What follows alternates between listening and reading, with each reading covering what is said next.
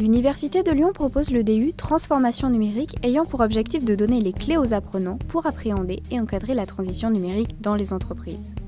Mais pourquoi parler de l'humain et plus précisément de savoir et responsabilité dans ce contexte d'écosystème numérique ? Christine Cibor, référente de cet axe au sein de la formation, nous en parle.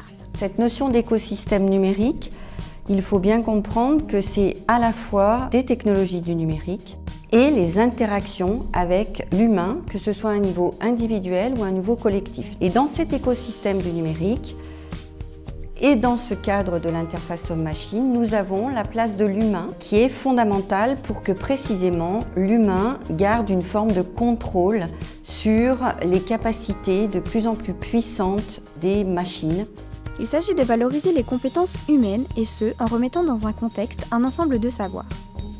Les savoirs théoriques, les savoirs empiriques, qui sont en fait les compétences, et aujourd'hui avec cette révolution numérique viennent s'ajouter les savoir-dire et les savoir-être. C'est une valeur ajoutée pour la mise en place d'un écosystème basé sur le numérique. Ce sont donc des axes fondamentaux, tout comme l'identité numérique, autre thème abordé dans cette partie.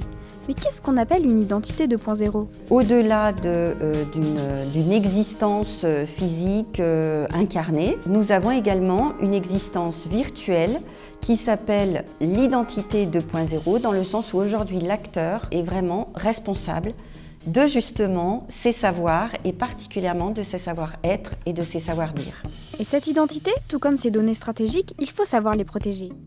Se prémunir des menaces numériques qui sont des risques colossaux, c'est déjà avoir conscience de ce que l'on a envie de diffuser, car les réseaux sont un espace où si les données ne sont pas protégées, n'importe qui peut avoir accès à l'information. C'est en fait avoir conscience de l'espace réseau, de l'impact de nos comportements sur le numérique, se protéger des informations transmises et protéger son profond savoir-être. Et la place de l'individu dans ce monde numérique est décisive. Il s'agit pour lui d'avoir conscience et de bien comprendre quels sont les savoirs théoriques et empiriques, de savoir comment se les approprier sur un plan savoir-être et comment il peut les diffuser auprès d'un public. L'humain est ainsi au cœur des questions de cette nouvelle révolution numérique, notamment puisque c'est à lui de garder la maîtrise de l'évolution des technologies avant que celles-ci nous dépassent.